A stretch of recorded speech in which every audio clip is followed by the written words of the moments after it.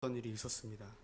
10년 넘게 청소년 사역을 하다 보니까 어떤 눈높이나 어떤 그런 어, 코드를 맞추는 일에 있어서 초등학생들과 특히 저학년 아이들과 코드를 맞추는 일이 굉장히 어려웠습니다. 한 번은 이렇게 체험학습을 이렇게 가기 위해서 차 안에서 아이들과 같이 있었는데 차 안에서 아이들이 게임을 하는 거예요. 당연하지라는 게임 아시죠? 이렇게 당연하지 게임인데 이렇게 어떤 상대가 어떤 말을 해도 거기에 대해서 감정적으로 반응하거나 말리지 않고 당연하지를 외치는 그런 게임입니다. 다 아시죠? 네. 모르시는 표정이어서. 네. 아이들이 이렇게 같이 하자고 하는 바람에 얼떨결에 게임을 하게 되었는데 저한테 먼저 공격을 하라는 거예요. 저는 아무 생각 없이 늘 하던 대로 중등부 아이들에게 하던 대로 2학년 여자아이에게 이렇게 공격을 했습니다. 너 입에서 똥냄새 나는 거 알지? 그때 갑자기 그 2학년 여자아이가 눈물을 글썽거리면서 울기 시작하는 거예요. 네. 어떻게 그 상황을 수습해야 될지 몰라가지고 한참을 당황스러워하고 한동안 그 아이에게 미안한 마음을 가지고 있었는데 여기 지금 이 자리에 있네요. 네. 네. 그때 알았습니다. 나는 유년부 사역은 아니구나. 네. 열심히 그래서 나름 중등부 사역을 하고 있었는데 어느 날 기도하는 가운데 하나님이 갑자기 저에게 유년부 사역을 하라는 마음을 강하게 주시는 거예요. 아무리 생각해도 초딩은 아닌 것 같다고. 아무래도 하나님이 번지수를 잘못 찾으신 것 같다고 그렇게 기도를 했지만 하나님은 자꾸 내가 예비한 길이니까 가라고 말씀하시는 겁니다. 뭔가 하나님이 하실 일들이 있겠다 싶어서 유년부로 제가 갔습니다. 그러나 하나님께서 주신 확신과 그 마음의 감동에도 불구하고 제가 유년부를 맡기 시작하면서부터 유년부 아이들이 하나둘씩 보이지 않는 거예요. 부서가 반토막이 났습니다. 그러던 와중에 저에 대한 불만을 가진 교사들이 하나둘씩 생기게 되었습니다. 저는 하나님으로부터 너무나 분명한 소명을 받았기 때문에 평생을 유년부에서 뼈를 묻을 생각을 하고 왔고 하나님의 약속을 분명히 믿고 왔는데 교사들이 간곡히 부탁을 하면서 제발 좀 나가달라고 이야기를 그런다면 저는 어떻게 해야 할까요? 반대가 무섭고 문제가 싫다고 해서 유년부를 떠난다면 그거는 믿음 없는 행동이고 하나님의 약속을 저버리는 것이다 라고 누군가는 판단할 수도 있겠습니다. 하나님이 저에게 유년부로 가라고 말씀하셨다는 분명한 소명의 확신이 있는 만큼 교사들이 다 떠나고 아이들이 보이지 않아도 끝까지 유년부에 남아 있는 것이 믿음의 사람이라고 판단하는 분도 있을 것 같습니다. 반대한다고 해서 떠나고 열매가 없다고 어렵다고 해서 뒤로 물러서면 이것은 불신앙의 모습이고 비겁한 모습일 수도 있겠죠. 유년부가 반토막이 나도 유년부가 저로 인해 아주 많이 힘들어해도 유년부로 가라는 하나님의 말씀에 대한 확신이 있는 만큼 유년부를 떠나면 안 되는 것이겠죠. 이런 얘기를 하니까 지금 유년부 선생님들이 굉장히 표정이 안 좋아지는 것 같은데 예를 든 겁니다. 여러분, 믿음이란 무엇일까요? 믿음이란 무엇일까요? 믿음이란 이것이다 이렇게 한 문장으로 단순화시킬 수 없는 주제이지만 그럼에도 불구하고 오늘은 창세기 13장 오늘 이 본문을 가지고 믿음이 과연 무엇일까에 대해서 한번 같이 생각해 보고자 합니다. 오늘 본문은 애굽으로 내려갔다가 다시 가나안 땅으로 돌아온 아브람과 롯에 대한 이야기입니다. 하나님이 아브람에게 약속을 하셨죠. 내가 너에게 지시할 땅으로 가면 그 땅에서 너에게 너의 자손들에게 많은 복을 주겠다. 그래서 하나님의 그 약속과 인도하심을 따라서 아브라함이 가나안 땅에 왔습니다. 그런데 얼마 지나지 않아서 가나안 땅에 기근이 들었어요. 그래서 아브라함은 어쩔 수 없이 가나안을 떠나서 애굽으로 피신을 했습니다. 하나님께서 주시겠다고 하고 또 하나님께서 가라고 하셨다면 그 약속은 어떠한 위험에 처해 있다 하더라도 가나안을 떠나지 않는 게 맞는 것 같아요. 그런데 아브라함이 그 땅에 정착한 지 얼마 지나지 않아서 심한 기근이 들었고 그래서 가족들과 함께 애굽으로 내려갔습니다. 그렇게 애굽으로 내려가도 되는 걸까요? 하나님이 주신다고 약속하셨으니까 그 약속을 믿고 그 가나안 땅을 떠나지 말았어야지 환경에 따라서 그렇게 굴복하고 애굽으로 내려가도 되는 걸까요? 굶어 죽는 한이 있어도 하나님이 약속하셨으면 반드시 그 가나안 땅에 머물러 있어야 하는 건 아닐까요? 그런데 본문을 제가 보다 보니까 좀 반대로 생각할 필요가 있겠다는 생각이 들었습니다. 사실 그동안 아브라함이 기근을 피해서 가나안 땅에서 애굽으로 내려갔다는 이 사실에 대해서 저는 항상 부정적인 인식으로 이렇게 바라보았습니다.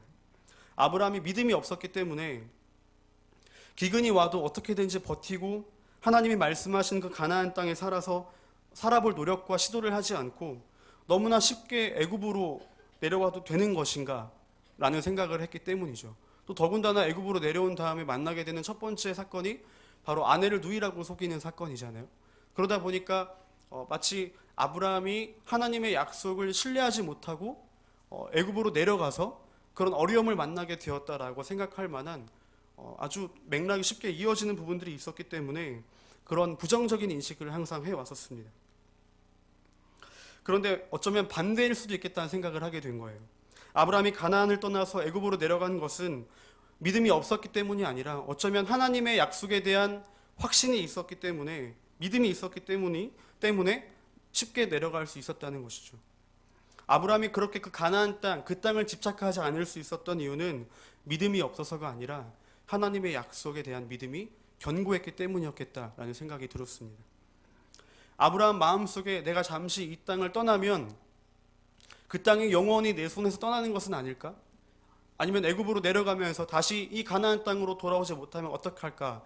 라는 이런 걱정과 불안의 마음이 없었기 때문에 쉽게 가나안을 떠날 수 있었다는 것이죠. 얼마의 시간이 흐르고 나서 아브라함은 다시 애굽에서 가나안으로 돌아왔습니다. 심지어는 가기 전보다 더 많은 재산과 소유를 가지고 돌아왔어요. 오늘 본문을 보면 아브라함이 돌아오자마자 제일 먼저 갔던 곳이 있습니다. 우리 한번 3절과 4절 오늘 본문 말씀을 같이 한번 읽어보겠습니다.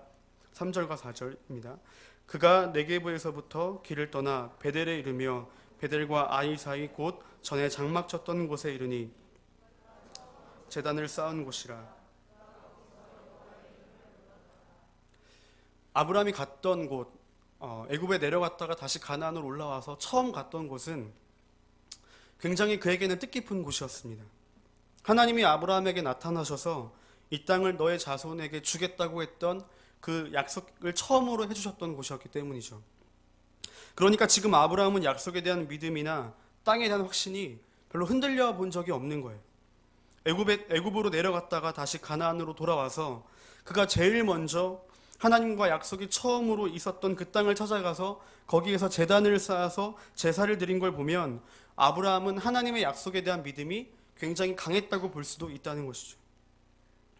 아브라함에게 롯이라는 조카가 한 명 있었습니다. 자식이 없던 아브라함에게 이 조카 롯은 자식과도 같아서 항상 아브라함과 함께 있었습니다.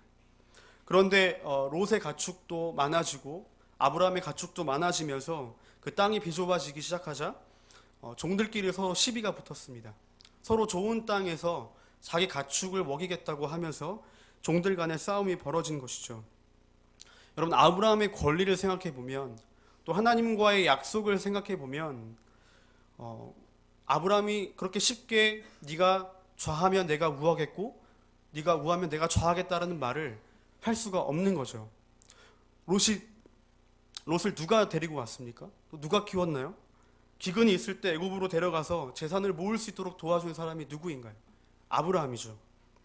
그런 의미에서 보면 롯은 굉장히 좀 인성에 문제가 있다라고 볼 수 있을 것 같기도 해요. 왜냐하면 아브라함에게 이런 사건이 일어났을 때 자기가 먼저 찾아가서 이만큼 자리를 잡을 수 있도록 그동안 돌봐주신 거에 대해서 감사하고 이제 더 이상 이곳에 같이 있기 어려우니까 독립하면 어떻겠냐는 제안을 먼저 했어야 하거나 아니면 종들을 불러다가 내가 삼촌에게 진 빚이 많기 때문에 너희가 자꾸 이렇게 싸우면 안 된다라고 어떤 중재를 하는 모습이 있어야 하는데 그런 모습을 하나도 찾아볼 수가 없습니다. 오히려 롯이 말하는 게 아니라 아브라함이 먼저 롯에게 찾아와서 제안을 하게 되죠. 네가 이제 나를 떠나라. 네가 좌하면 내가 우하겠고 네가 우하면 내가 좌하겠다. 롯이 원하는 땅을 먼저 정하면 나머지 땅을 아브라함이 갖겠다는 그런 의미이죠. 굉장히 통이 크고 너그러운 사람인 것처럼 보입니다. 정말 이해하기 어려운 부분은 그 땅이 특별히 자기가 거주하는 그 땅이 하나님이 약속하신 땅이라는 것을 알면서도, 하나님이 나에게 주실 것이라는 그 약속의 땅 가나안이라는 것을 알면서도 어떻게 그렇게 쉽게 그런 말을 할 수 있었냐는 것이죠. 제가 만약 아브라함이었다면 이렇게 말했을 것 같아요. 너도 알다시피 이 땅은 하나님이 나에게 주신 땅이다. 하나님이 이 땅에서 나와 내 자손들에게 복을 주겠다고 말했으니까 나는 이 땅에서 떠날 수가 없어. 그러니까 너가 떠났으면 좋겠다. 대신 내가 충분한 어떤 그런 도움을 주겠다. 이런 말을 했을 것 같아요. 내가 떠날 수가 없으니까 나에게 약속하신 땅이 여기기 때문에 네가 다른 곳으로 가야 돼. 이런 말을 했을 것 같은데 아브라함은 그러지 않았다는 것이죠.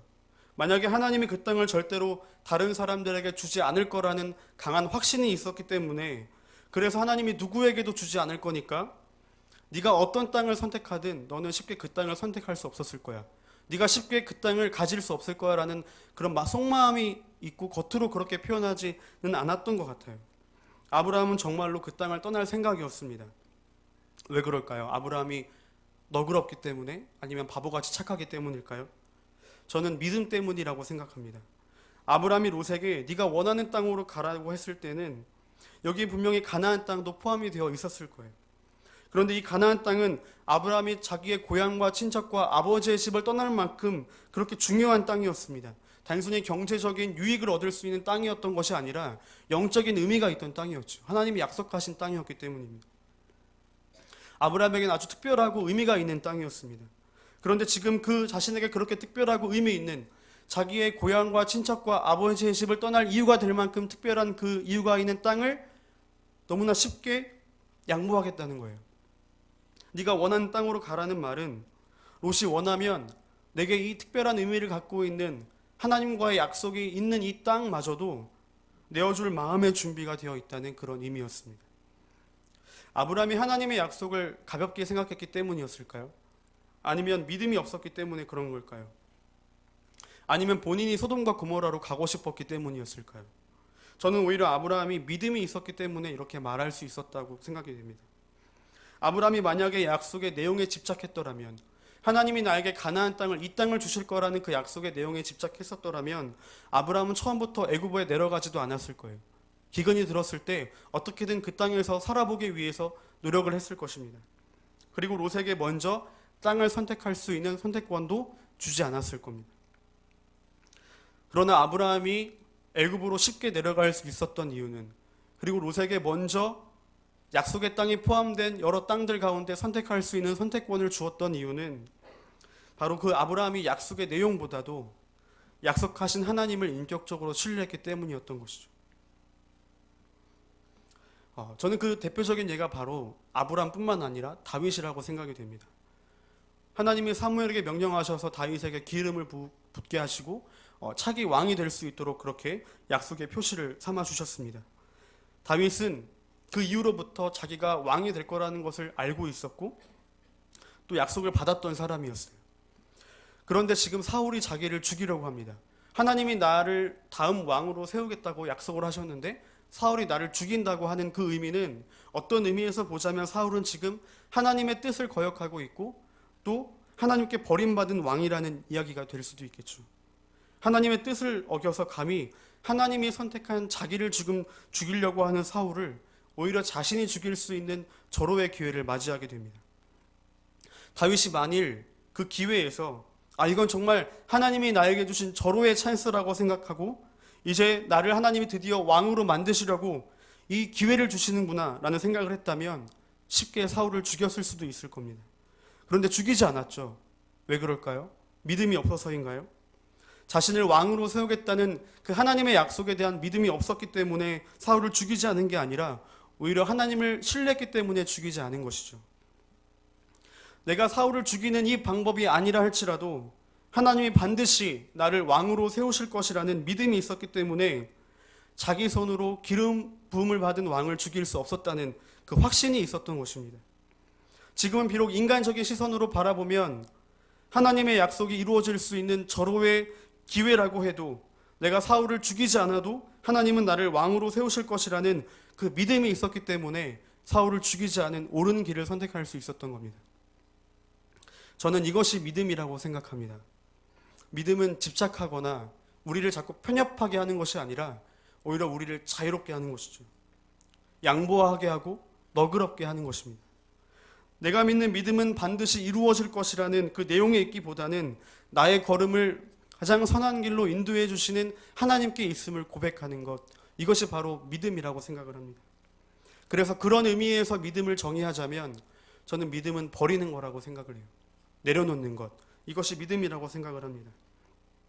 우리는 자꾸 어떤 것을 꽉 이렇게 잡고 있으면서, 붙잡고 있으면서 이것이 나에게 하나님이 주신 것이고 이것이 내 소명이기 때문에 나는 절대로 이것을 버릴 수 없고 내려놓을 수 없고 포기할 수 없다고 자꾸 말하지만, 그러나 오히려 주님은 자꾸 이 손을 내려놓게 하는 거예요.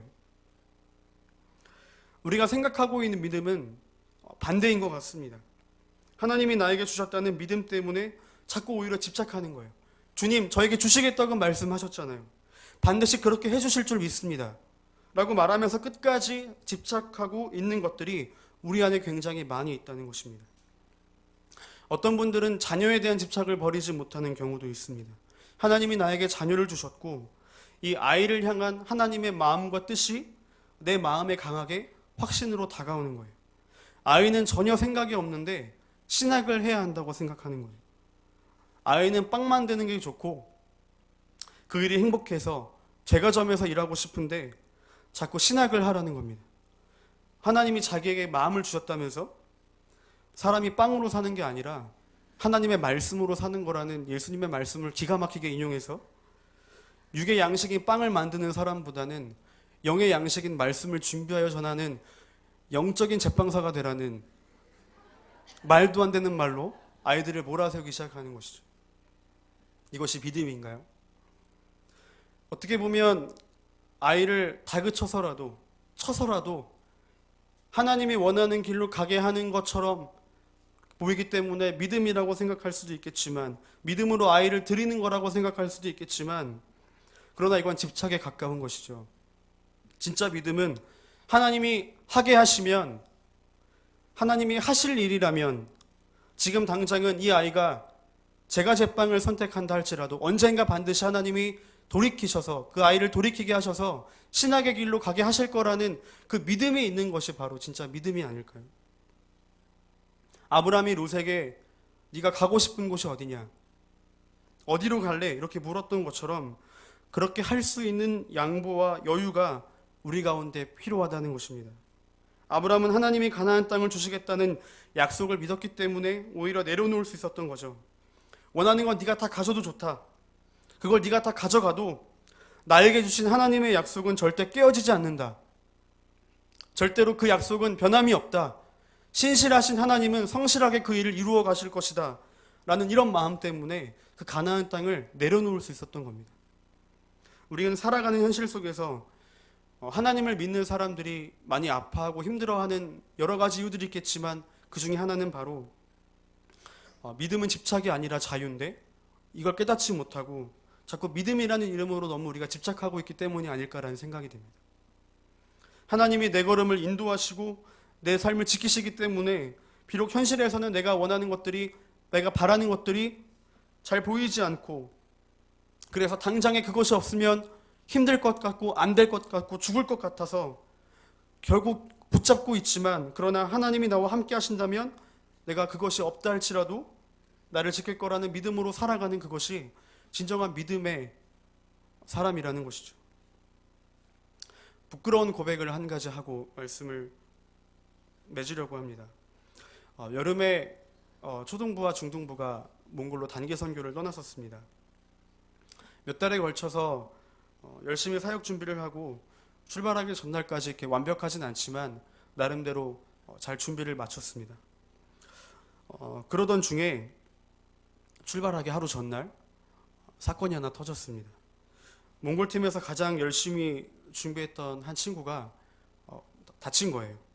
적절한 치료를 받아야 하는데 몽골 현지에서는 한국에서의 만큼의 그런 수준의 치료를 받을 수 없기 때문에 결국에 몽골에 갈 수 없는 상황이 되어버렸습니다. 그 친구는 우리가 열심히 준비한 스키 드라마의 주인공이었고요. 그 외에도 맡은 역할이 가장 많았습니다. 그리고 팀에서 어느 누구도 부인할 수 없을 만큼 가장 열정적으로, 가장 헌신적으로 준비했던 친구였습니다. 다른 친구들이 혹시 상황이 생겨서 못 가더라도 이 친구만큼은 반드시 가야 한다고 할 수 있는 그런 친구였습니다. 근데 그만 출발 전날 다치게 되어서 몽골에 갈 수가 없게 된 것이죠. 끝까지 데려가고 싶은 마음이 굴뚝 같았습니다. 출발하는 당일까지 데려가야 하나 말아야 하나, 정말 어떤 것이 믿음의 선택일까라는 그 수많은 그 고민 속에서 선택하기가 너무나 어려웠었습니다. 결국에는 데려가지 않기로 결정을 했고요. 찰나에 벌어진 사고로 인해서 몇 달 동안 팀원들과 함께 설레는 마음으로 열심히 준비했던 단기 선교를 결국에는 가지 못하게 되는, 그래서 힘들어하는 그 친구를 뒤로 하고 출발하는 버스 안에서 얼마나 마음 그 한켠에 쓰라리고 마음이 아린지 솔직하게 하나님을 향해 많이 원망하고 따졌습니다. 아니, 하나님 어떻게 이러실 수가 있습니까? 이런저런 이유로 열심히 준비하지 못한 학생이 그렇다면 이해라도 할 텐데, 가장 열심히 준비한 친구가, 가장 우리 팀에서 중요한 역할을 맡고 있는 친구가, 그것도 며칠 전도 아니고 출발하기 전날 다쳐서 제대로 준비할 여유력도 없고 여유도 없었던 이 현실을 제가 납득하는 건 둘째치고 우리 팀 아이들에게 어떻게 이걸 설명해야 할까요? 또 지금 낙심하고 있는 그 아이에게는 어떻게 위로의 말을 전해야 할까요? 이 물음을 가득 안고 몽골을 향해 떠났습니다. 그날 밤인지 그 다음날 밤인지 정확하게 기억이 나지 않지만 중등부 아이들과 또 함께 갔던 선생님들과 함께 한자리에 모여서 기도를 하고 나눔을 하는 가운데, 왜 하나님께서 우리에게 이런 어려움을 주셨는가, 우리 팀에게 이런 어려움을 주셨는지에 대해서 조금은 그 답을 발견하게 되었습니다. 그것은 내려놓음이었어요. 내려놓음. 너희가 몇 달 동안 준비한 그 사역이 너무나 귀하지만, 참 귀하지만, 그러나 그렇다고 해서 내 계획과 내 뜻의 결정적인 요소는 아니다. 그 친구가 너희 팀에서 정말 없어서는 안 될 중요한 역할을 맡고 있다 하더라도, 그 친구가 그래서 가지 못하는 그 상황이 된다 할지라도 나는 내가 계획한 일들을 이루어 가겠다. 그러니 너희에게 있어서 가장 소중한 사람을 내려놓을 수 있냐는 하나님의 물음이 우리 팀 마음 가운데 밀려오게 되었습니다. 정말 놀라웠던 사실 가운데 하나는, 그 친구가 가지 못하게 돼서 생겨버린 여러 가지 그런 많은 메워야 하는 그 역할들을 다른 아이들이 조금씩 더 자기 역할보다 더 많은 것들을 감당하면서 함께 메우기 시작했고, 그래서 저희는 그 몽골에서 한 팀이 될 수 있었다는 사실입니다. 어쩌면 한 팀이 되지 못한 채 다시 돌아올 수도 있었던 이 팀이 처음부터 끝까지 한 팀으로 함께 할 수 있었던 것은 때로는 이해할 수 없고 정말 안타까운 현실이지만, 그러나 그 가운데서도 하나님이 하실 일들을 이루어 간다는 것을 보게 되더라는 것입니다. 여러분 어떠신가요? 여러분이 붙잡고 있는 것들 가운데 여러분이 내려놓으실 수 있는 것들은 무엇인가요? 여러분이 붙잡고 있는 것들 가운데 분명히 어떤 것은 반드시 붙잡아야 할 절대적인 것일 수도 있습니다. 그러나 또 어떤 경우에 있어서는 우리가 믿음이라고 생각하고 있는 그것이, 그래서 붙잡고 있는 그것이 오히려 하나님을 향한 절대적인 신뢰가 없기 때문에 계속 붙잡으려고 하는 것일 수도 있다는 것입니다. 바라기는 우리가 생각한 만큼, 우리가 계획한 대로 우리의 일이 이루어지지 않는다 할지라도, 때로는 하나님과의 약속이 전혀 다른 상황으로 우리를 몰고 간다 할지라도, 내가 생각한 것과 정반대의 상황이 펼쳐진다 할지라도 그것을 수용할 수 있고, 때로는 양보할 수 있고, 얼마든지 내려놓을 수 있는 믿음이 우리 가운데 있어야 한다는 것입니다. 오늘 본문은 우리에게 무엇을 내려놓을 수 있는지, 여러분이 집착하고 있는 것들 가운데, 우리가 자꾸 붙잡고, 믿음이 없기 때문에 붙잡고 있는 것들 가운데 무엇을 내려놓을 수 있는지를 우리에게 묻고 있는 것이 아닌가, 그런 생각이 들었습니다. 우리 시간 같이 찬양하면서 기도할 때